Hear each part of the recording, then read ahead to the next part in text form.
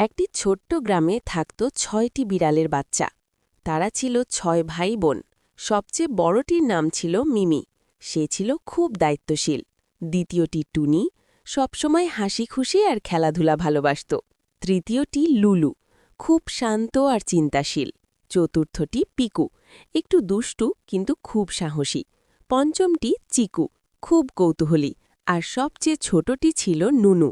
সে ছিল খুব নরম আর মিষ্টি। একদিন সকালে ৬ ভাইবোন খেলতে খেলতে বাড়ির উঠোনের বাইরে চলে গেল। সেখানে তারা একটি বড় আম গাছ দেখল। টুনি বলল, চলো দৌড় প্রতিযোগিতা করি। সবাই দৌড়াতে লাগল, শুধু নুনু পিছিয়ে পড়ল। হঠাৎ নুনু হোঁচট খেয়ে পড়ে গেল। সে ভয় পেয়ে কাঁদতে লাগল।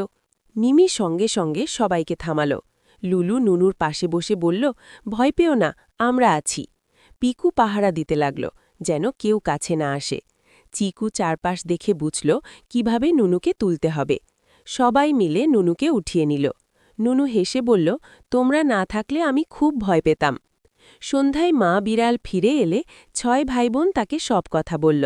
মা বিড়াল মুচকি হেসে বলল, একসাথে থাকলে, একে অন্যকে ভালোবাসলে সব সমস্যাই ছোট হয়ে যায়।